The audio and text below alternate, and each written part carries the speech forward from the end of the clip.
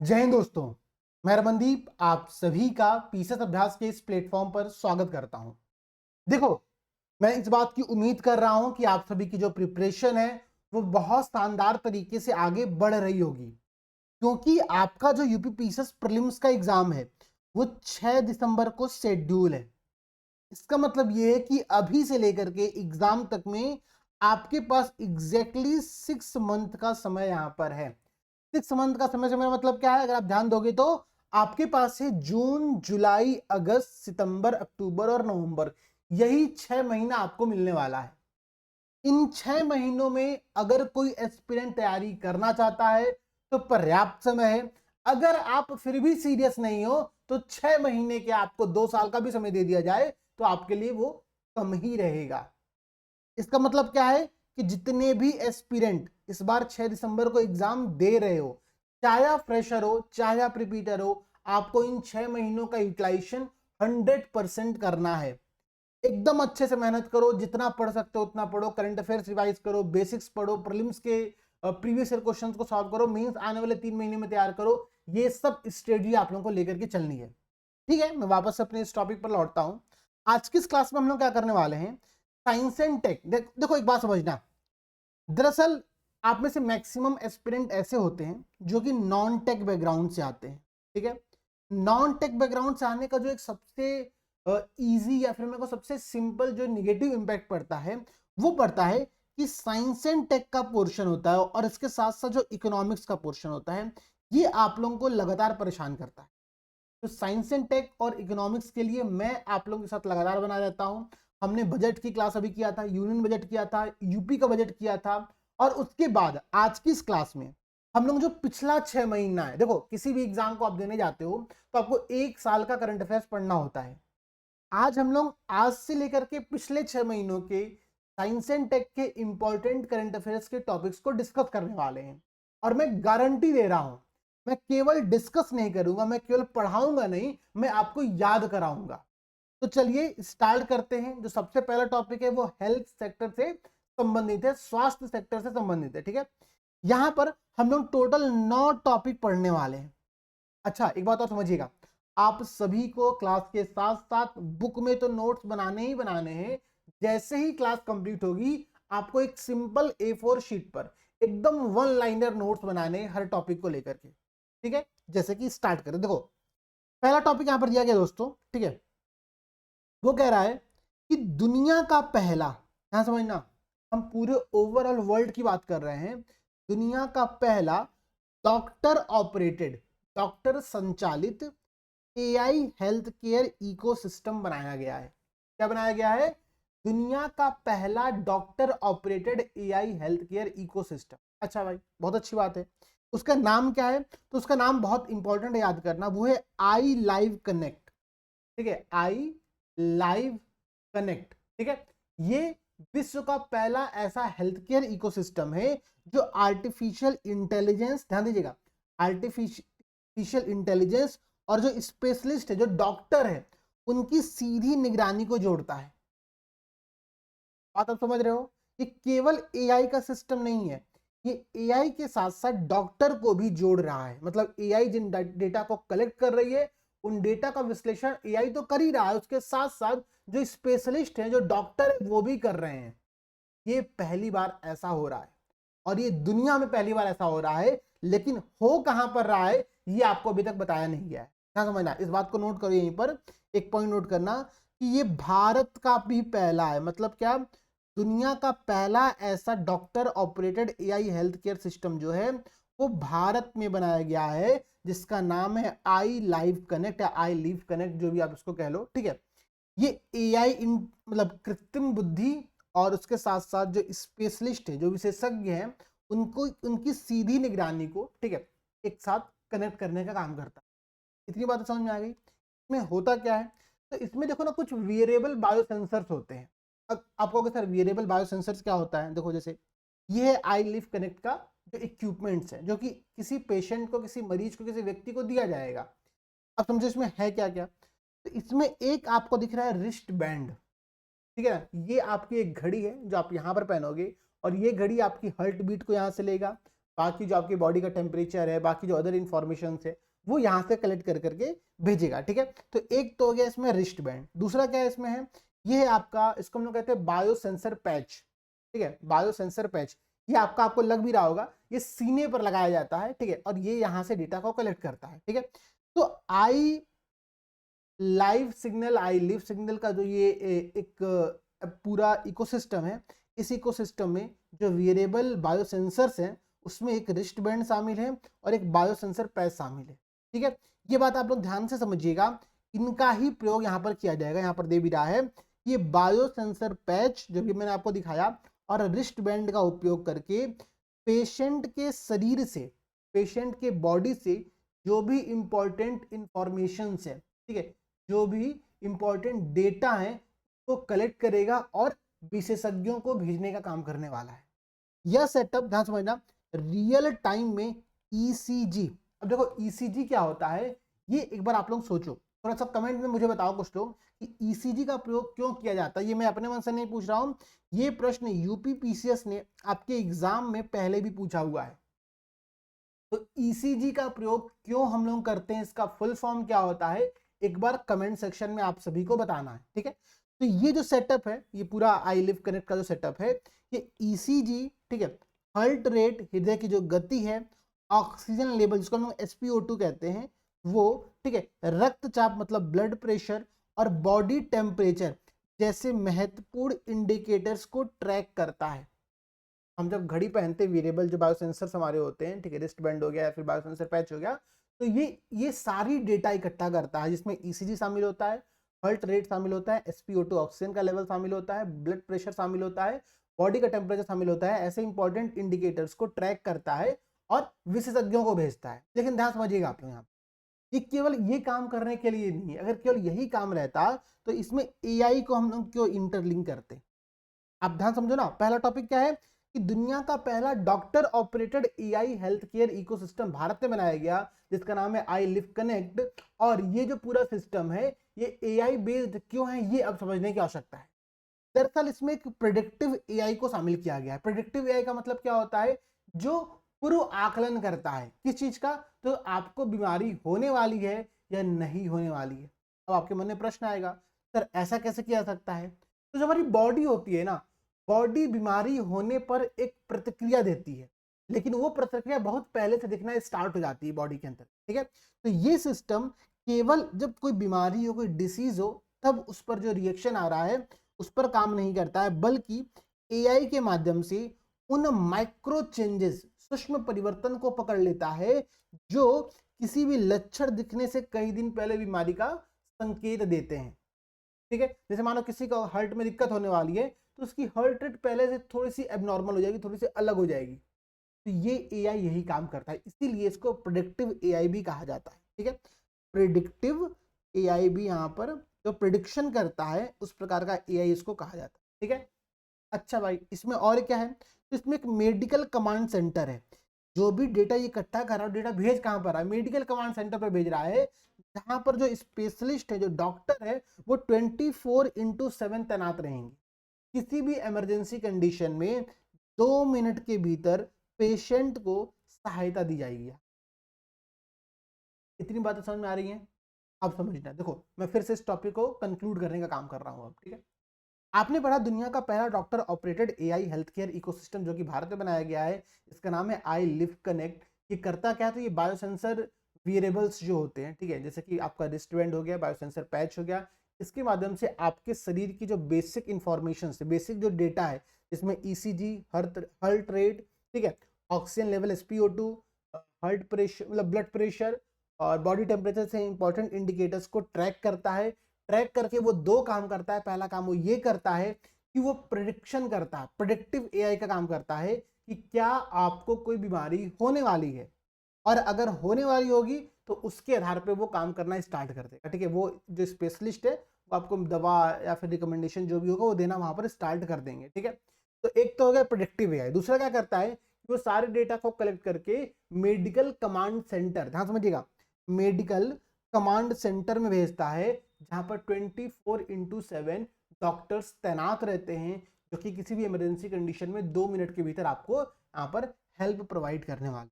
अच्छा भाई, इसका प्रयोग कहाँ पर किया सकता है ये समझिए। इसका जो एप्लीकेशन है भारत में वो दो जगहों पर बहुत इंपॉर्टेंट है। पहला इंपॉर्टेंट ये कि भारत में जो एल्डरली पॉपुलेशन है, जो वृद्ध लोगों की जो आबादी है, जो जनसंख्या है, वो बहुत तेजी से बढ़ रही है। तो अगर वृद्ध लोग बढ़ रहे हैं तो दिक्कत क्या आ रही है भाई, चूंकि सब लोग न्यूक्लियर फैमिली में शिफ्ट हो रहे हैं, सब लोगों को भाई बच्चों को काम करने के लिए घर से बाहर जाना है, कोई कोई विदेश में रह रहा है, एनआरआईज हैं बहुत सारे लोग, पेरेंट्स यहाँ पर अकेले रह रहे हैं, तो उनकी हेल्थ को मॉनिटर करने के लिए आई लिफ्ट कनेक्ट एक बेहतरीन ऑप्शन बन सकता है। ठीक है, तो पहला तो ये इसका एप्लीकेशन है, जो ये कंपनी खुद बताती है कि मेरा एप्लीकेशन ये है। दूसरा एप्लीकेशन मेरा ये है कि जब किसी मरीज को कोई बीमारी होती है तो बीमारी से रिकवर करने का जो फेज होता है वो पूरा हॉस्पिटल में नहीं होता, वो घर पर होता है। ठीक है, जैसे कोई बीमारी हो गया, डॉक्टर कहेगा ठीक है आप 2 दिन हॉस्पिटल में भर्ती करिए, लेकिन उसके बाद ले जा करके इनका घर पर इनका देखभाल करिए। ठीक है, तो ये जो रिकवरी प्रोसेस होता है ना, तो जब पेशेंट रिकवरी कर रहा होता है अपने घर पर, तो उस समय उसके हेल्थ को मॉनिटर करने के लिए इस प्रकार के वियरेबल बायोसेंसर्स का प्रयोग किया जा सकता है। ये भी इसके यहाँ पर बताया जा रहा है। ठीक है, तो ये दो मेन एप्लीकेशंस है, ध्यान से समझिएगा, याद करने का प्रयास करना। ठीक है, अब समझो, हम लोग पढ़ रहे हैं ये पूरा डेटा प्रीलिम्स के पॉइंट ऑफ व्यू से, प्रीलिम्स के एग्जाम को ध्यान में रखते हुए ये क्वेश्चन, ये टॉपिक हम लोग पढ़ रहे हैं। क्या इसका एप्लीकेशन मेंस में है, ये अब आपको सोचने का काम करना है। तो सोचो, क्या मेंस में इसका प्रयोग किया जा सकता है? बहुत शानदार एप्लीकेशन है।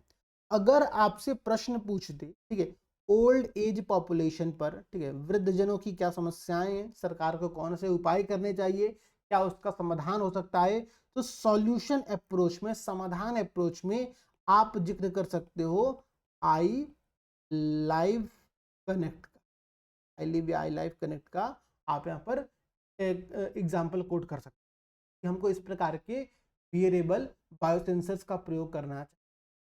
तो पहला तो प्रॉब्लम सॉल्व यहाँ पर ये हो गया। ठीक है ना, तो देखो हम जब चीजें प्रीलिम्स के लिए पढ़ रहे हैं तो प्रीलिम्स के साथ साथ मेंस में उसको कैसे इंटीग्रेट करना है, दैट्स योर टॉपिक। आपको इस बात पर काम करना पड़ेगा कि जो भी आप फैक्ट या जो भी आप पॉइंट्स यहाँ पर पढ़ रहे हो, इसको मेंस से कैसे इंटरलिंक किया जाए, कैसे इसका प्रयोग मेंस के आंसर राइटिंग में किया जाए। आप में से बहुत सारे दोस्त ऐसे हैं जो कि समर्पण बैच में, ठीक है, समर्पण बैच में मेंस के मिनी टेस्ट जीएस के पेपर वाइज लगा रहे हो। तो जब वहां पर आपसे प्रश्न ओल्ड एज पर पूछा जाए, वहां पर प्रश्न आपसे केयर इकोनॉमी पर पूछा जाए, तब वहां पर इस प्रकार के एग्जाम्पल को इंक्लूड करने पर आपको काम करना होगा। ठीक है, चलिए भाई अब सेकंड टॉपिक पर हम लोग शिफ्ट होते हैं। सेकंड टॉपिक बहुत इंपॉर्टेंट है, बहुत अच्छा टॉपिक है। ठीक है, भारत में आपको पता है कि एक इम्पैक्ट सबमिट हुआ था, उसका इम्पैक्ट क्या रहा मुझे तो नहीं पता, मुझे तो समझ में नहीं आया। मुझे तो बस उसके बारे में 2 ही 3 बातें याद है कि एक गलगोटिया यूनिवर्सिटी था, उसने वहां पर एक कुत्ता लेकर गए थे। ठीक है, वो कुत्ता भी उनका नहीं था, उसको अपना कुत्ता बता दिया था, तो हमारा कुत्ता कुत्ता, मेरा कुत्ता कुत्ता नहीं। ठीक है, तो एक है ना कहावत। ठीक है, तो वही काम हमको मुझे उस पूरे India artificial intelligence impact summit के बारे में याद आती है। बट वहां पर कुछ अच्छी चीजें भी हुई थी, उसको पढ़ना बहुत जरूरी है। हाँ समझिएगा, देखिए जो स्वास्थ्य मंत्री हैं जगत प्रकाश नड्डा, ठीक है, इनके द्वारा, ठीक है, इंडिया एआई इम्पैक्ट समिट 2026 जो कि कहां पर हुआ था, दिल्ली में हुआ था, आपको याद होगा, जो भारत मंडपम में, वहां पर इसका आयोजन किया गया था। ठीक है, वहां पर उन्होंने 2 इंपॉर्टेंट इनिशिएटिव को लॉन्च किया है। इनिशिएटिव्स क्या है, पहला नाम है सही और दूसरा नाम है बोध। भाई नोट कर लो क्या है, सही, नोट कर, ध्यान से नोट करना, सही और बोध इनिशिएटिव की मैं बात कर रहा हूं। इन दोनों को लॉन्च कहां पर किया गया, तो इंडिया एआई इम्पैक्ट समिट 2026 में किया गया। किसके द्वारा किया गया, तो जो स्वास्थ्य मंत्री है जगत प्रकाश नड्डा, उनके द्वारा इसको लॉन्च किया गया है। इतनी बातें समझ में आ गई, क्लियर है। अब हम लोग समझते हैं कि सही और बौद्ध होता क्या। देखो आप लोग यहाँ पर देख सकते हो, ठीक है ना, ये फिगर मैं बार बार आप लोगों को इसलिए दिखाता हूँ ना, ऐसे फोटोज से चीजों को रिकॉल करना बहुत ईजी रहता है। तो ये हमारे स्वास्थ्य मंत्री जी हैं, ठीक है, और ये किसको लॉन्च कर रहे हैं, तो सही को और बोध को लॉन्च कर रहे हैं इंडिया एआई इम्पैक्ट समिट 2026। इतनी बातें समझ में आ गई। ठीक है, एक बात तो बहुत क्लियर है कि जो सही है और जो बोध है, दोनों हेल्थ केयर से कुछ जुड़ा हुआ है, स्वास्थ्य सेक्टर से जुड़ा हुआ ये कोई इनिशिएटिव है, क्योंकि हम लोग पढ़ रहे हैं हेल्थ सेक्टर के बारे में। ठीक है, देखते हैं है क्या।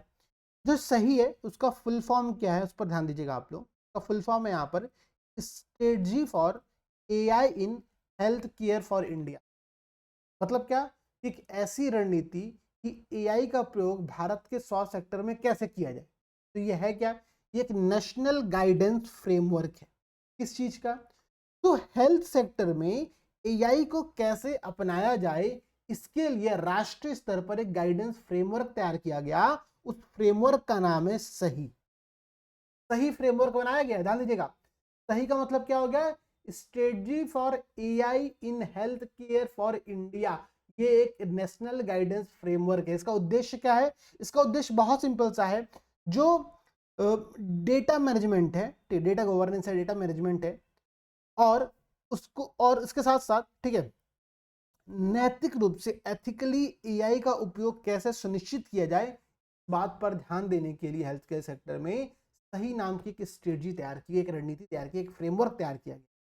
क्या समझिएगा, ये हेल्थ केयर सेक्टर में एआई का जो प्रयोग है उसको सेफ बनाने के लिए है, तो एथिकल मतलब नैतिक बनाने के लिए है, उसको एविडेंस बेस्ड, ठीक है, एविडेंस बेस्ड और inclusive adoption of AI across all over health care sector in India, इस बात पर फोकस्ड है। ठीक है, तो सही क्या है, सही एक फ्रेमवर्क है जो कि भारत में हेल्थ केयर सेक्टर में एआई को अपनाने पर काम करता है।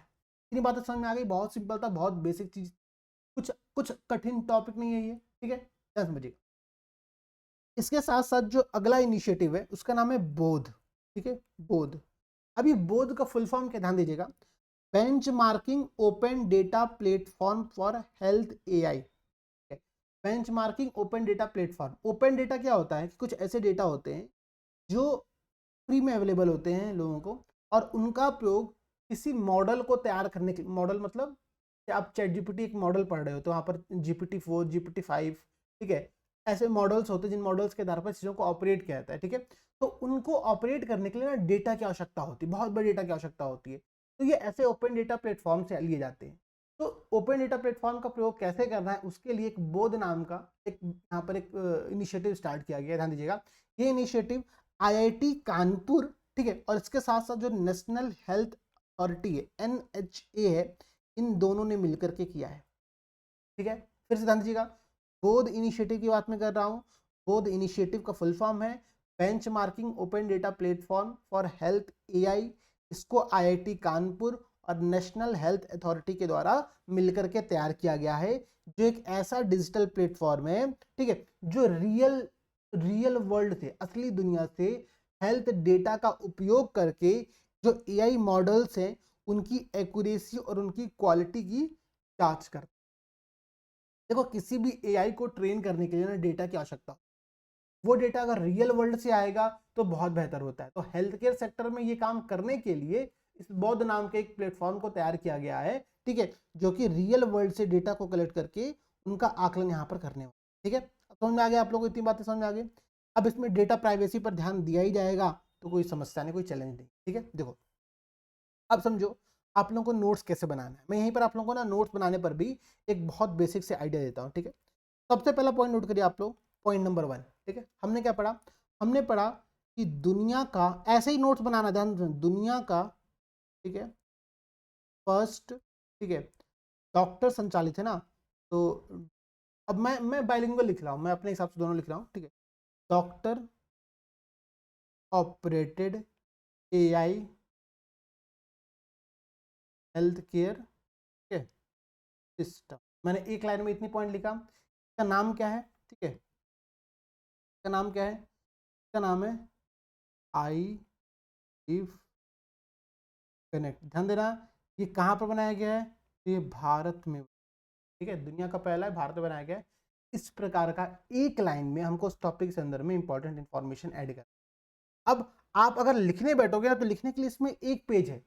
हम बायोसेंसर वेरिएबल्स का प्रयोग करेंगे, बायोसेंसर रिस्ट बैंड होगा, फिर पैच होगा, फिर मेडिकल कमांड सेंटर होगा, फिर क्या कहते हैं कि प्रेडिक्टिव एआई का प्रयोग करेंगे। इतनी सारी इंपॉर्टेंट इन्फॉर्मेशन नहीं लिखनी है हमको, केवल उसके बारे में जो बेसिक आइडिया उसको अपने नोटबुक में शामिल कर। ठीक है, सेकेंड पॉइंट हम लोग क्या लिखेंगे कि भाई एक है सही रणनीति, एक है हमारी बौद्ध, इन दोनों को, ठीक है, इंडिया एआई इम्पैक्ट समिट 2026 में लॉन्च किया गया है क्या? तो जो हमारे स्वास्थ्य मंत्री हैं, ठीक है, जगत प्रकाश नड्डा जी, ठीक है, उनके द्वारा किया गया है।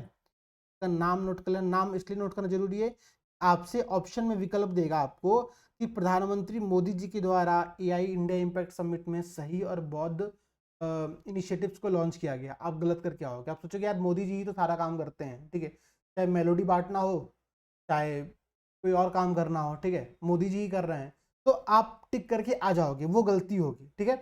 जगत प्रकाश नड्डा जी हैं, नाम ध्यान रखिएगा आप लोग। दोनों हेल्थ क्या, तो दोनों आपका हेल्थ सेक्टर से संबंधित एआई का कुछ कुछ यूज बता रहा है। बस इतना भी लिख लोगे ना, आपको याद है। अच्छा, सही और बहुत को याद करने का बहुत सिंपल तरीका है कि दोनों में एच आता है। दोनों में एच आने का मतलब क्या हुआ, ये हेल्थ केयर सिस्टम की बात कर रहा है। ये क्या बात कर रहा है, हेल्थ केयर सिस्टम की बात कर रहा है। क्लियर हो गया? तो आपको ना इस प्रकार से नोट्स बनाते हुए आगे बढ़ना है। नोट्स बनाना बहुत जरूरी है, अगर नोट्स नहीं बनाओगे तो आगे चल करके बहुत दिक्कत आने वाली है, ठीक है। अब देखो, एक बहुत इंपॉर्टेंट पॉइंट नोट करिएगा कि भारत में जो रेटिनल डिसीज होती है, रेटिनल आँख की एक बीमारी होती है, ठीक है, तो रेटिनल रोगों के उपचार के लिए, उसके ट्रीटमेंट के लिए पहली पहली ध्यान समझिएगा, पहली है, ये फर्स्ट है, इंडिजीनियस स्वदेशी बायोसिमिलर मेडिसिन बनाई गई है, जिसका नाम है एनिया। नहीं, इस नाम को काट लो, यहाँ पे नाम गलत लिखा है, ठीक है। इस बुक में थोड़ी मोड़ी एरर्स है, वो एरर समझाने का काम मैं करूंगा आप लोगों को। आप उसका नाम नोट करना, सही स्पेलिंग ये है ANYIR। अब इसको एनीरा प्रोनाउंस करो आप लोग, एनायरा प्रोनाउंस करो, जो मैं कहते हो प्रोनाउंस करो, लेकिन इसका नाम है ANYRA, एनीरा। क्लियर है? इस दवा को बनाया किसने है, तो इसको बनाया है जाइडस लाइफ साइंसेस के द्वारा, ठीक है, जाइडस लाइफ साइंसेस के द्वारा इस दवा को बनाया गया। देखो, दवा का नाम क्या है, एनायरा, ठीक है, एनायरा या एनीरा, जो भी आप कह लो, ठीक है। इस दवा को बनाया किसने है, अब यहाँ पर देख सकते हो उसका नाम दिया होगा, कहाँ पर दिया भाई, हाँ, जाइडस लाइफ साइंसेस के द्वारा इस दवा को बनाया गया है, ठीक है। यही दवा है। ये दवा है क्या, तो ध्यान समझिएगा, एक एक बहुत इंपॉर्टेंट दवा थी, विश्व की बहुत फेमस दवा थी, उसका नाम है एफ्लीबरसेप्ट इंजेक्शन, ठीक है। रेटिनल जो बीमारी होती है उसमें हमको लगातार कुछ कुछ इंटरवल्स पर, ठीक है, बार बार इंजेक्शंस लगवाने पड़ते हैं, ठीक है। तो अब वो बहुत महंगा भी होता है और वो इंजेक्शन वाला काम बहुत टफ भी होता है, तो उसी का एक बायोसिमिलर मेडिसिन। अब देखो, बायोसिमिलर मेडिसिन क्या होता है, यहीं पर मैं आपको समझा देता हूँ, ठीक है। बायोसिमिलर मेडिसिन, बायोसिमिलर मेडिसिन का मतलब क्या, नाम से आपको क्या लग रहा है, सिमिलर है, किसी बायोलॉजिकल दवा के, किसी दवा के सिमिलर प्रोडक्ट बनाया जा रहा है। कैसे बनाया जा सकता है, कुछ ऐसी दवाएं होती हैं, कुछ ऐसी मेडिसिन होती है जो कि किसी बड़ी बड़ी कंपनी की तरह बनाए जाते हैं, ठीक है, लेकिन वो बहुत महंगे होते हैं। तो उन्हीं का सेम कंपोनेंट ध्यान में रखते हुए जब हम दूसरा एक मेडिसिन बनाते हैं, उसको हम लोग कहते हैं बायोसिमिलर मेडिसिन, ठीक है, बायोसिमिलर मेडिसिन कहा जाता है। तो जाइडस लाइफ साइंसेज ने जो एफ्लीबरसेप्ट इंजेक्शन होता है, जिसका प्रयोग रेटिनल डिसीज में किया जाता है, उसी का एक बायोसिमिलर प्रोडक्ट बनाया, बायोसिमिलर दवा बनाई, उसका नाम है एनीरा या एनायरा, जो भी आप नाम इसका पढ़ लो, ठीक है ना। इतनी बात समझ में आ गया। अब देखो, जो ये रेटिनल डिसीज इसका प्रयोग होता कहाँ, मतलब ये होता क्या है, तो आंख की गंभीर बीमारियां होती हैं, ठीक है। इसमें आप यहाँ पर देखो, यहाँ पर आप देखो, यहाँ पर लिखा होगा, ठीक है, एज रिलेटेड जो मस्कुलर डिजेनरेशंस होता है, इसको हम न्यूवेस्कुलर भी कहते हैं, ठीक है, न्यूवेस्कुलर वेट कहा जाता है, या फिर इसको हम लोग कहते हैं आपका वेट AMD, ठीक है, वेट AMD, ठीक है, एज रिलेटेड मस्कुलर, ठीक है, डिजेनरेशन, इसका फुल फॉर्म होता है AMD का, इसी को न्यूवेस्कुलर कहा जाता है, ठीक है। आँख की एक बीमारी होती है वेट AMD, आप यहाँ पर देख रहे हो, ठीक है। इसके अलावा एक होता है डायबिटिक मैकुलर एडिमा, DME, ठीक है, और इसके साथ साथ रेटिनल वेन ऑक्लूजन, ठीक है, रेटिनल, इसको हम लोग ऐसे लिखते हैं BEIN, ठीक है, BEIN और ऑक्लूजन, ठीक है। ये 3-4 जो आँख की बीमारियां होती हैं, उसमें अगर इन पर ध्यान न दिया जाए तो परमानेंट आई डैमेज हो सकती है। इसी बात को ध्यान में रखते हुए, ठीक है, इस एनीरा, एनायरा, जो भी आप कह लो, इस मेडिसिन का निर्माण किया गया है, जो कि एक बायोसिमिलर प्रोडक्ट है।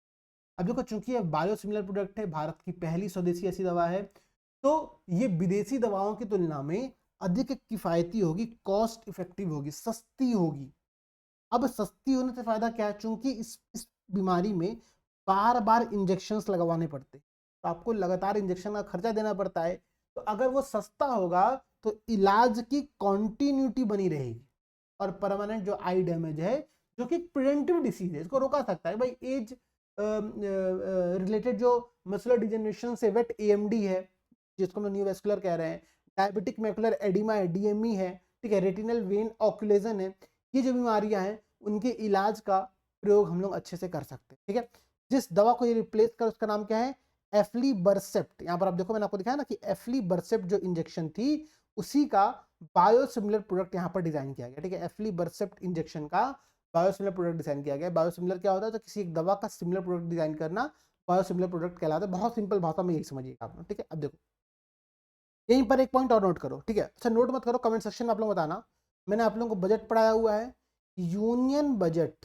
ठीक है, यूनियन बजट 2026-27 मतलब इस बार का जो बजट है, उस बजट में गवर्नमेंट ऑफ इंडिया के द्वारा एक स्कीम स्टार्ट किया गया। उस स्कीम का नाम है, मैं आपको नाम बता दे रहा हूं, बायो फार्मा शक्ति। याद आ रहा है आप लोगों को ये स्कीम, मैंने आप लोगों को पढ़ाया हुआ है, बायो फार्मा शक्ति। ठीक है, अब बायो फार्मा शक्ति है क्या, समझिएगा।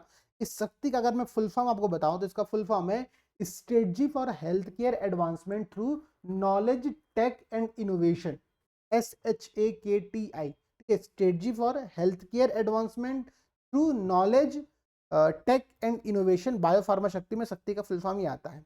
इस बायो फार्मा शक्ति का उद्देश्य है कि हम बायोसिमिलर मेडिसिन पर काम करेंगे। ठीक है, बायोसिमिलर मेडिसिन पर काम करेंगे, इस बात को यहाँ पर ध्यान में रखा गया। ठीक है, अब मेरा प्रश्न आपसे ये है, इस बायो फार्मा शक्ति मिशन के लिए गवर्नमेंट ऑफ इंडिया के द्वारा बजट 2026-27 में कितना फंड एलोकेट किया गया, कितने फंड का आवंटन किया गया, पहला पॉइंट। और दूसरा पॉइंट, कितने वर्षों की ये योजना है, कितने वर्षों की ये योजना है। ये दो आंसर आप लोगों को कमेंट सेक्शन में बताना है। क्लियर है? देखो भाई, मैं फिर से बता रहा हूं, मैं आप लोगों को लगातार क्वेश्चंस को रिलेट करा रहा हूं। अभी मैंने आप लोगों को सबसे पहला प्रश्न आज की जो क्लास में दिया था, वो दिया था कि ईसीजी, ठीक है, ईसीजी किस बीमारी से रिलेटेड होती है, फिर किस चीज को मॉनिटर करने के लिए ईसीजी का प्रयोग किया जाता है। ठीक है, अच्छा सेकंड मैंने आपको प्रश्न यहाँ पर दे दिया, ठीक है, कि भाई जो बायो फार्मा शक्ति मिशन है वो कितने फंड का मिशन है और वो कितने वर्षों तक इस स्कीम को लेकर के सरकार आई है। ठीक है, ये इतनी बातें समझ में आ गई, आगे बढ़ा जाए। ठीक है, एनायरा जो दवा थी उसका नाम आपने देख लिया। यहाँ पर जो इंग्लिश स्पेलिंग लिखी है वो गलत लिखी है, कंफ्यूज मत होना। एग्जाम में ये स्पेलिंग नहीं देगा, ENIRA। आप कहोगे सर मैंने तो ये पढ़ करके आया था, ठीक है, तो ज्यादा पढ़ना भी दिक्कत कर देगा। तो भाई जो बता रहा हूँ वो इंपॉर्टेंट पॉइंट नोट करना, और मैं अपने मन से नहीं बता रहा हूँ, मैंने आपको एग्जैक्टली उसका प्रूफ यहाँ पर दे दिया। ठीक है, उसका प्रूफ मैंने आपको एग्जैक्टली यहाँ पर दे दिया है। ठीक है, चलो भाई, अब हम लोग बात करते हैं कुकुरमुत्ते की। ठीक है, नमो बड़ा अजीब सा कुकुरमुत्ता। हम लोग बात करेंगे मशरूम की, थोड़ा सा मॉडर्न टर्म का प्रयोग करेंगे, मशरूम की बात कर रहे हैं हम लोग। ठीक है, एक रेयर मशरूम की खोज की गई है, कहाँ पर, उत्तराखंड में। ठीक है, उसका नाम क्या है, उस नई प्रजाति का, नई स्पीसीज का नाम क्या है, उसका नाम है हेमीलेकिनम इंडिकम। ध्यान दीजिएगा, हेमी नोट कर सकते हो आप लोग चाहते हो इंग्लिश मीडियम वाले, हेमीलेकिनम इंडिकम, ये इसका नया नाम रखा। ठीक है, तो उत्तराखंड का जो बागेश्वर जिला है, ठीक है, वहां पर जो ओक ट्रीज हैं उनके बीच में इसको उगता हुआ पाया गया। ठीक है, इसको उगता पाया गया, ये मशरूम है। आपको याद होगा सूर्यकांत त्रिपाठी जी की एक बड़ी फेमस कविता है कुकुरमुत्ता।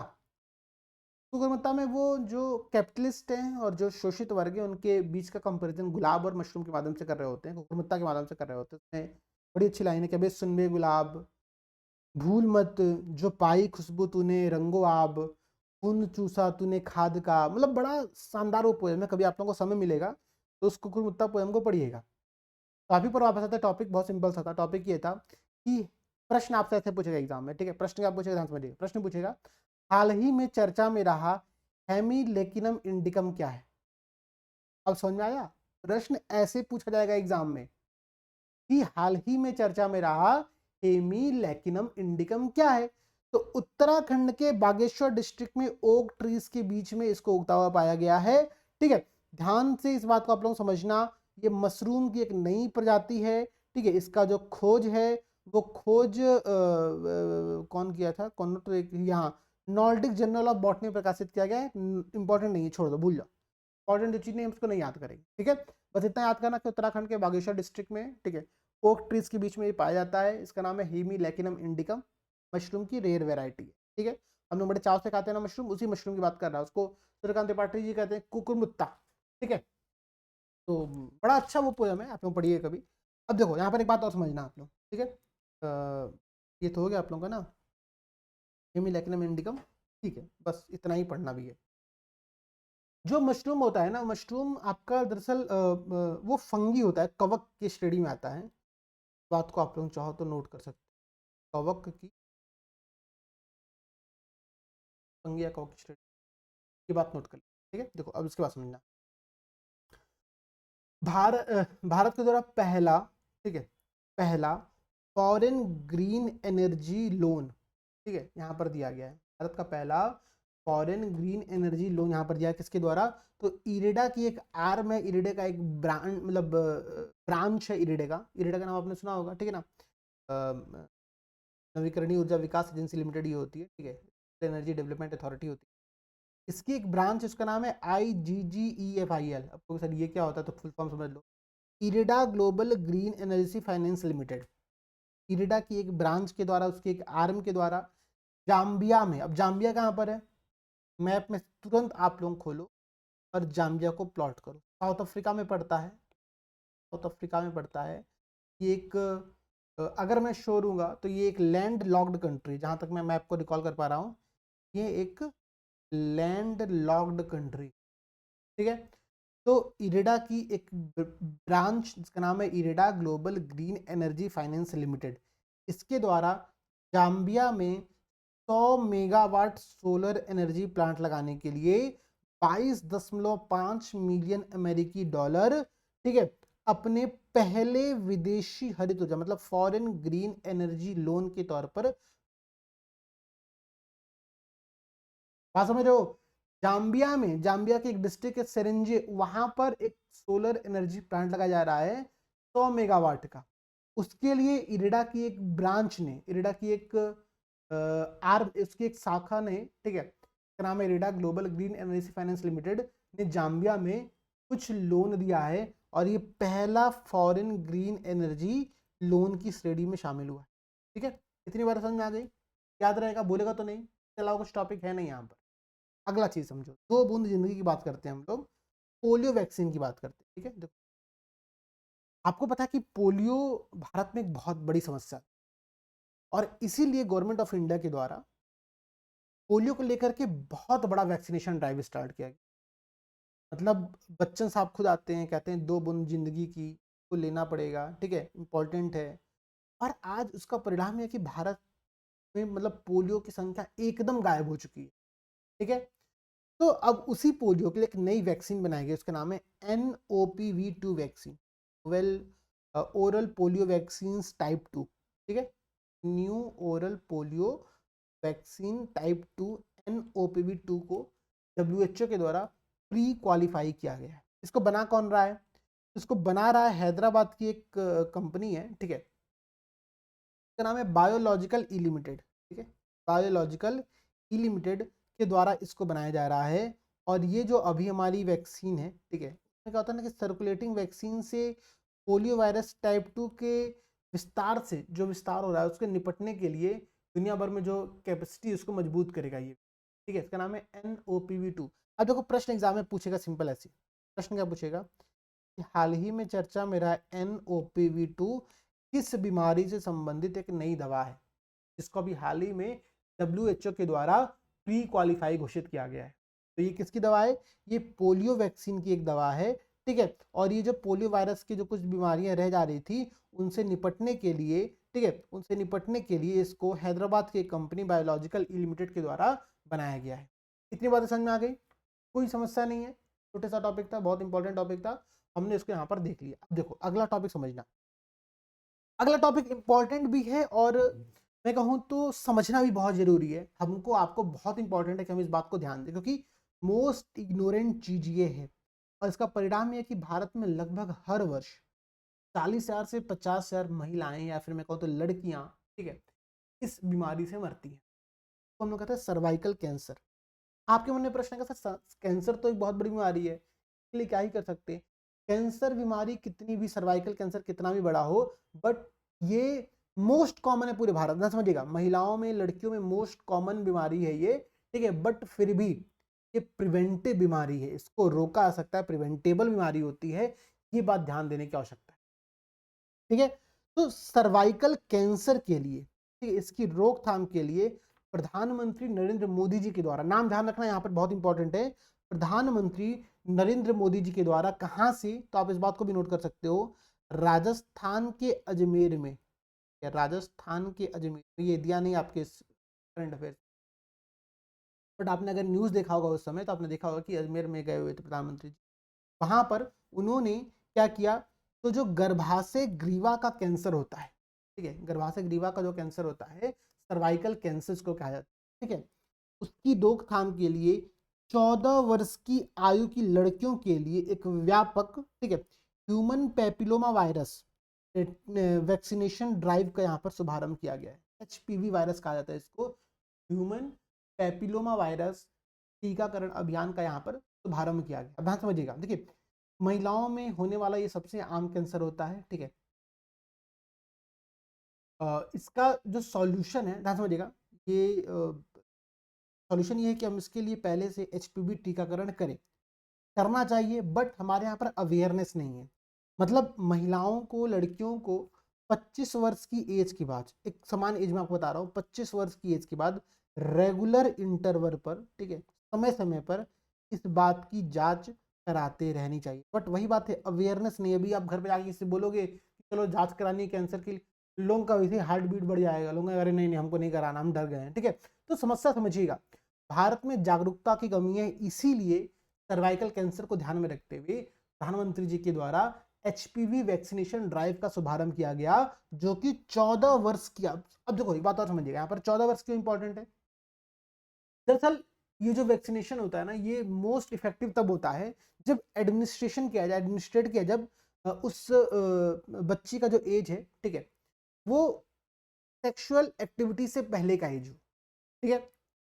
तो it is most effectively effective if administrated before the sexual activity, ठीक है, क्योंकि ये जो पूरा डिसीज होता है ये सेक्सुअल ट्रांसमिटेड वायरस से होता है, ठीक है, जो सेक्सुअली ट्रांसमिटेड होता है, या फिर मैं कहूँ तो आपसे बहुत सिंपल सी बातों में समझ, तो इंटीमेट स्किन टू स्किन, ठीक है, स्किन टू स्किन जो कांटेक्ट होता है ना, उस कांटेक्ट के माध्यम से इस प्रकार की बीमारी का ट्रांसफर होता है, ठीक है। इंटीमेट स्किन टू स्किन कह लो, या फिर आप लोग कह लो सेक्सुअली ट्रांसमिटेड जो वायरस होते हैं उसके माध्यम से जो सर्वाइकल कैंसर होता है, ये दिक्कत हो सकती है। तो अगर कोई बच्ची जो सेक्सुअली एक्टिव नहीं है, उससे पहले की एज में, मतलब टीनेजर है, मैं बहुत सिंपल शब्दों में कहूँ, जो टीनेज होता है, ठीक है, टीनेज 18-19 का जो ड्यूरेशन होता है, उससे पहले की एज में अगर ये वैक्सीनेशन ड्राइव में इसको शामिल कर लिया जाता है, सर्वाइकल कैंसर जो कि भारत में महिलाओं की मृत्यु का एक बहुत बड़ा कारण है, लड़कियों की मृत्यु का एक बहुत बड़ा कारण है, उसका समाधान संभव है, प्रिवेंटेशन संभव है इस बड़ी और गंभीर बीमारी। इसी के लिए प्रधानमंत्री जी के द्वारा, ठीक है, अजमेर राजस्थान से सर्वाइकल कैंसर की रोकथाम के लिए एचपीवी टीकाकरण, human papilloma virus vaccination drive को स्टार्ट किया गया है, जो कि 14 वर्ष की बच्चियां जो है, लड़कियां जो है, उनके लिए टीकाकरण यहाँ पर किया जाएगा। जैसे कि ध्यान समझिएगा आप लोग, जैसे कि कोविड के टाइम पर कोविन प्लेटफॉर्म का प्रयोग किया गया था, ठीक है, चीज़ों को ट्रैक करने के लिए, उसी प्रकार से इस वैक्सीनेशन ड्राइव में यूविन प्लेटफॉर्म को यूज़ किया जाएगा, यूविन प्लेटफॉर्म को प्रयोग किया जाएगा, और ऑल ओवर इंडिया इस प्रकार की वैक्सीनेशन ड्राइव चलाई जाएगी, ठीक है। तो बात समझिएगा, बहुत इंपॉर्टेंट बात आप लोगों को समझा रहा हूँ। ह्यूमन जो पैपिलोमा वायरस है, जो एचपीवी होता है, ठीक है, ये 100 क्या मतलब 200 से अधिक वायरसेस का एक समूह होता है, जिसमें कम से कम 14 प्रकार के कैंसरकारी वायरस होते हैं। विशेष रूप से HPV-16 और HPV-18, ये बहुत इंपॉर्टेंट, ध्यान समझिएगा, HPV-16 और HPV-18 ग्लोबल स्तर पर लगभग 70% सर्वाइकल कैंसर के मामलों के लिए जिम्मेदार, ठीक है। ये बात समझ में आ गया, बहुत इंपॉर्टेंट पॉइंट मैंने आप लोगों को बता दिया, ठीक है, ये बात याद रहेगी कितने वर्ष की लड़कियों के लिए शुरू किया गया है? तो 14 वर्ष की लड़कियों के लिए एक ह्यूमन पेपिलोमा वायरस टीकाकरण अभियान को स्टार्ट किया गया है, जो कि सर्वाइकल कैंसर के लिए है। ठीक है, सर्वाइकल कैंसर क्या होता है?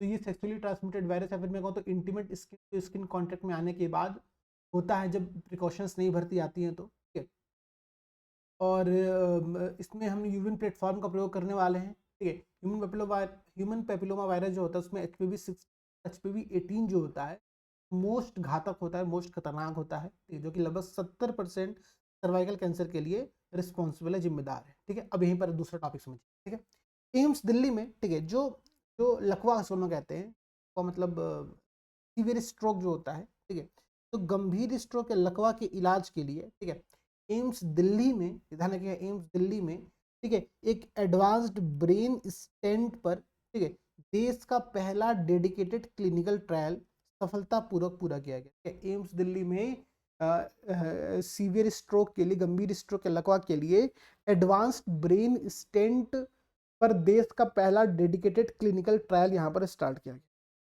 ठीक है, इसका जो नाम है, इस पूरी स्टडी का जो नाम है, वो नाम यहाँ पर आपका है ग्रास रूट ट्रायल। क्या नाम है? Grass root trial. तो प्रश्न ऐसे पूछेगा, हाल ही में चर्चा में ना ग्रास रूट ट्रायल क्या है, तो आप बताना क्या।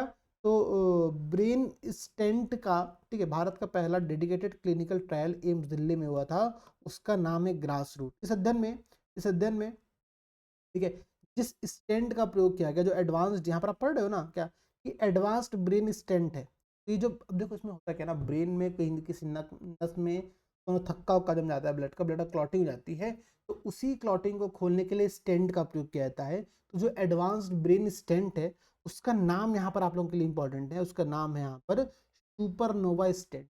सुपरनोवा स्टेंट, ठीक है, तो ग्रास रूट ट्रायल था, सुपरनोवा स्टेंट का नाम था, एम्स दिल्ली में किया गया है, सीवियर स्ट्रोक के लिए किया गया है। इसमें होता क्या है, तो जो जो ब्लड वेजल्स होते हैं, जो रक्त वाहिकाएं होती हैं, उसमें जो क्लॉटिंग हो जाती है, उसके कारण से ब्लड का फ्लो रुक जाता है। ठीक है, अब ब्लड का फ्लो अगर किसी एक पार्ट में रुक गया, तो वो पार्ट क्या होता है, इनएक्टिव हो जाता है। ठीक है, उसमें वर्क नहीं हो पाता है। ठीक है, तो उसका इलाज के लिए हम सुपरनोवा स्टेंट का प्रयोग करने वाले हैं, कर रहे हैं। ठीक है, और यहाँ पर अगर मैं आपको बताऊँ तो इसमें सुपरनोवा स्टेंट जो होता है, वो मैकेनिकल थ्रोम्बेक्टोमी, नाम देखो थोड़ा सा टेक्निकल है, बट नाम समझा देता हूँ मैं, होता क्या है। मैकेनिकल थ्रोम्बेक्टोमी, देखो थ्रोम्बेक्टोमी क्या होता है ना, तो एक मिनिमली इन्वेसिव, या फिर मैं कहूँ तो बहुत हल्का सा सर्जिकल प्रोसीजर होता है, जिसके माध्यम से दिमाग की बंद जो ब्लड वेसल्स होती है, उसमें से जो क्लॉटिंग होती है, पाया जाता है। ठीक है, ये जो सुपरनोवा स्टेंट है, ये भारत के मरीजों की शारीरिक बनावट को, उनकी लाइफ स्टाइल को, उनकी एज को ध्यान में रखते हुए डिजाइन किया गया है। ठीक है, और ये भारत का पहला स्ट्रोक डिवाइस बना है। ठीक है, जिसे पूरी तरीके से डोमेस्टिक क्लिनिकल ट्रायल डेटा के आधार पर तैयार किया गया। ठीक है, क्लिनिकल ट्रायल डेटा के आधार पर तैयार किया गया। इसके अंतर्गत मैकेनिकल थ्रोम्बेक्टोमी का प्रयोग किया जाएगा। थ्रोम्बेक्टोमी एक प्रकार का मिनिमली इन्वेजिव, या फिर मैं कहूँ तो सर्जिकल प्रोसीजर होता है। ठीक है, एम्स दिल्ली में काम किया गया, उसका नाम है सुपरनोवा स्टेंट। पूरे जो स्टडी था उसका नाम था grass root study, grass root trial नाम था। ठीक है, इतनी बातें बस याद रखनी है। क्लियर है? कोई समस्या क्या आएगी? समझ, आगे बढ़ा जाए। देखो सिकल सेल डिसीज। ठीक है, अच्छा आज की क्लास का ये हमारा लास्ट टॉपिक होगा। ठीक है ना, आज हम लोग हेल्थ केयर सेक्टर के 9 टॉपिक कवर किए हैं। लगभग 45 मिनट की क्लास हुई, 45 मिनट में हमने 9 टॉपिक कवर किया। ध्यान दीजिएगा, सिकल सेल डिसीज। अच्छा, ये सिकल का मतलब क्या होता है ना, पहले तो ये समझिए। मतलब मुझे भी समझ में नहीं आया था, बाद में समझ में आया। मुझे लगा सिकल का नाम होता होगा, सिकल। सिकल का अगर आप हिंदी में मीनिंग सर्च करोगे तो उसका मीनिंग होता है, मतलब जो एक दरांती आपने देखा होगा ना, दरांती आकार का जो ये होता है, ये होता है जिससे हम लोग घास काटते हैं। तो सिकल सेल डिसीज में सिकल का मतलब होता है ये।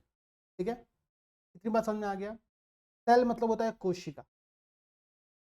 ठीक, तो सिकल सेल डिसीज, जिसको हम एससीडी कह रहे हैं, उसके लिए पहली स्वदेशी जीन थेरेपी लॉन्च की, पहली स्वदेशी जीन थेरेपी लॉन्च की गई, जो कि क्रिस्पर बेस्ड है। क्रिस्पर बेस्ड है, ध्यान समझना। देखो सिकल सेल डिसीज होते क्या है, तो इसमें एक जेनेटिक ब्लड डिसऑर्डर होता है। ये रक्त का आनुवंशिक स्थिति होती है, जिसके कारण जो शरीर की रेड ब्लड वेजल्स है, जो नहीं रेड ब्लड सेल आरबीसी जो है, ठीक है, लाल रक्त कोशिकाएं जो है, ठीक, वो कठोर हो जाती है। वो इस प्रकार जो सिकल होता है, ठीक है, जो दरांती होता है, उसके आकार की हो जाती हैं और ऑक्सीजन को कैरी करने में असक्षम हो जाती है, ठीक है, असक्षम हो जाती है। तो सिकल सेल डिसीज आप याद करो क्या है, तो एक जेनेटिक ब्लड डिसऑर्डर है, आनुवांशिक स्थिति है, जिसके कारण शरीर की जो आरबीसी है वो कठोर दरांती मतलब सिकल के शेप में आ जाती है। इसी इसको हम कहते हैं सिकल सेल। ध्यान दीजिएगा, इसका नाम क्यों पड़ा ना, ये नाम आप समझ लोगे तो आपको याद रहेगा हमेशा, ठीक है। सिकल सेल मतलब जो कोशिकाएं आरबीसी कोशिकाएं हैं वो सिकल के आकार की हो जाती है, दरांती के आकार की हो जाती है, जो कि ऑक्सीजन कैरी करने में कम सक्षम हो जाती है, ठीक है। तो इसके इलाज के लिए अच्छा, ये जो पूरी बीमारी है, ये पूरी बीमारी ट्राइबल पॉपुलेशंस में, जो आदिवासी समूह है वहाँ पर बहुत ज़्यादा देखी जाती है, ठीक है। तो वहाँ पर मतलब बहुत प्रचलित बीमारी है ये ट्राइबल पॉपुलेशंस में। इसी के लिए जो पहली स्वदेशी जीन थेरेपी जो कि क्रिस्पर बेस्ड है, ठीक है, क्रिस्पर बेस्ड जो पहली जीन थेरेपी है, तो जब स्टार्ट किया गया तो इसका नाम रखा गया है बिरसा 101। अब देखो बिरसा नाम क्यों रखा गया, समझ में आ गया, क्योंकि तो ये ट्राइबल पॉपुलेशन में बहुत ज़्यादा फेमस है। फेमस गलत टर्म हो गया, प्रचलित है, मतलब वहाँ पर बहुत ज़्यादा देखने को मिल जाती है। जो आदिवासी नेता हैं बिरसा मुंडा जी, उनके सम्मान में बिरसा 101 का नाम रखा गया है, ठीक। और अभी हाल ही में उनकी 150वीं जयंती मनाई गई 15 नवंबर 2025 को। इसी दिन हम लोग जनजातीय गौरव दिवस भी सेलिब्रेट करते हैं, आपको याद होगा, ठीक। 15 नवंबर 2025 को इनकी 150वीं जयंती थी। उसी समय हमने बिरसा 101 लॉन्च किया, जो कि क्रिस्पर बेस्ड जीन थेरेपी है किस चीज़ की, तो सिकल सेल डिसीज, ठीक है। इसको डेवलप किसने किया है, तो इसको डेवलप किया है आपका CSIR, ठीक है। और इसके साथ साथ institute of genomics and integrated biology, CSIR की एक ब्रांच होगी, ठीक है, CSIR, और ये IGIB जो है institute of genomics and integrated biology, इनके द्वारा इसको डेवलप किया गया है, ठीक है। तो सिकल सेल समझ में आ गया क्या है, सिकल सेल डिसीज एक जेनेटिक ब्लड डिसऑर्डर है, ठीक है। इतनी बात समझ में आ गई ना। बिरसा 101 क्या था आपने देख लिया। आपने देखा कि जो सुपरनोवा स्टेंट है, ठीक है, वो सुपरनोवा स्टेंट है क्या, एम्स दिल्ली में ग्रास रूट जो ट्रायल किया गया था, वो जो सीवियर स्ट्रोक था उसके लिए किया गया था। HPV जो ह्यूमन पेपिलोमा वायरस है, ठीक है, वो उसके लिए जो वैक्सीनेशन ड्राइव स्टार्ट किया गया सर्वाइकल कैंसर्स के लिए, ठीक है, वो 14 वर्ष की लड़कियों को टारगेट करते हुए स्टार्ट किया गया है। प्रधानमंत्री मोदी जी ने अजमेर राजस्थान में उसको स्टार्ट किया था, ठीक है। हमने पोलियो के लिए एक वैक्सीन देखा, उसका नाम था NOPV2, Nobel oral polio vaccine 2, ठीक है। तो हैदराबाद की कंपनी है बायोलॉजिकल ई लिमिटेड, उसने यहाँ पर स्टार्ट किया। WHO ने इसको प्री क्वालिफाई कर दिया है। फिर हमने कुकुरमुत्ता के बारे में भी एक पढ़ा था कि जो हेमिलेकिनम इंडिकम है, वो उत्तराखंड के बागेश्वर में, मतलब हिमालय के जो क्षेत्र है, उस वाले क्षेत्र, उस वाले बेल्ट में, ठीक है, ओक ट्रीज के बीच में इसको देखा गया था। फिर हम देखा कि भारत का द्वारा पहला जो विदेशी मतलब फॉरेन ग्रीन एनर्जी लोन दिया गया, वो इरेडा की एक branch IGGEFIL IREDA global green energy finance के द्वारा जाम्बिया में दिया गया, जहाँ पे 100 मेगावाट का सोलर एनर्जी प्लांट स्टेब्लिश किया गया, ठीक है। फिर हमने यहीं पर साथ में देखा कि जो एनायरा है या फिर एनीरा है, ठीक है, जो कि जाइडस लाइफ साइंसेज के द्वारा डेवलप किया गया है। ये रेटिनल जो डिसीज होती है, ठीक है, उसके लिए बायोसिमिलर एक मेडिसिन है, ठीक है, जो रियल मेडिसिन जिसका नाम था एफ्लिबरसेप्ट, उसका एक बायोसिमिलर संस्करण है, ये एडिशन है, ठीक है। और बस यहाँ पर आपने ये बातें देखी थी। फिर आपने एक दो पॉइंट और पढ़ा था सुबह कि मतलब स्टार्टिंग में बोध और दही के बारे में, ठीक है। IIT कानपुर और नेशनल हेल्थ अथॉरिटी ने मिलकर के बोध स्टार्ट किया है, ठीक है, जो कि AI मॉडल्स की रियल वर्ल्ड से इंफॉर्मेशन लेकर के आप मॉनिटर करेगा। डेटा की प्राइवेसी दोनों में कंसिडर की जाएगी। सही क्या है, तो सही एक स्ट्रेटजी है AI को कैसे हेल्थ केयर सिस्टम इंडिया में प्रोड्यूस किया जाए, कैसे उसका यूज़ किया जाए, ठीक है। और उससे पहले आपने देखा था आई लाइव या लीव कनेक्ट करके एक डॉक्टर संचालित AI ऑपरेटेड सिस्टम था, ठीक है। तो ये आपने 9 टॉपिक आज के इस क्लास में कवर किया। मैं उम्मीद करता हूँ कि ये 9 टॉपिक आपको समझ में आए होंगे। अब देखो, मैंने आपको साथ साथ में कुछ प्रश्न पूछे थे, ठीक है। प्रश्न मेरा पहला प्रश्न आपसे यही था, ठीक है, कि ECG क्या होता है। सेकंड प्रश्न मेरा आपसे ये था कि जो बायोफार्मा शक्ति मिशन है उसमें कितना फंड दिया गया है और कितने वर्षों के लिए दिया गया है। और थर्ड मेरा प्रश्न आपसे ये है कि आज जो 9 टॉपिक मैंने पढ़ाए हैं, इन 9 टॉपिक में से कौन सा टॉपिक आपको समझ में नहीं आया, या फिर अगर समझ में आया है तो कमेंट सेक्शन में फीडबैक जरूर शेयर करिएगा। इसके बाद हम लोग स्पेस टेक, अंतरिक्ष प्रौद्योगिकी, और उसके साथ साथ हम यहाँ पर जो डिफेंस टेक है, ठीक है, डिफेंस प्रौद्योगिकी है, उसको यहाँ पर डिस्कस करेंगे, ठीक है। लेकिन वो तब होगा जब आप लोगों का आंसर, आप लोगों का फीडबैक कमेंट सेक्शन में अच्छा आएगा, आप लोग यहाँ पर सब लोग देख करके कमेंट सेक्शन में रिप्लाई करोगे, बताओगे, तब हम लोग फर्दर आगे की क्लास को कंटिन्यू करेंगे। देखो अभी हम लोग 6 महीने करंट अफेयर्स को पढ़, अगर आपने ये तैयार कर लिया तो 6 दिसंबर से पहले जो फाइनल मैगजीन आएगी वो पढ़ना हमारे लिए मोस्ट इजी टास्क है, क्योंकि हमने ये सारे टॉपिक यहाँ पर पढ़े हुए हैं, ये सारे टॉपिक हमने यहाँ पर देखा हुआ है, ठीक है ना। तो क्लासेस करिए, कमेंट सेक्शन में रिप्लाई करिए, बताइए। मिलते हैं आप सभी से अगली क्लास में। सभी दोस्तों को जय हिंद, जय भारत।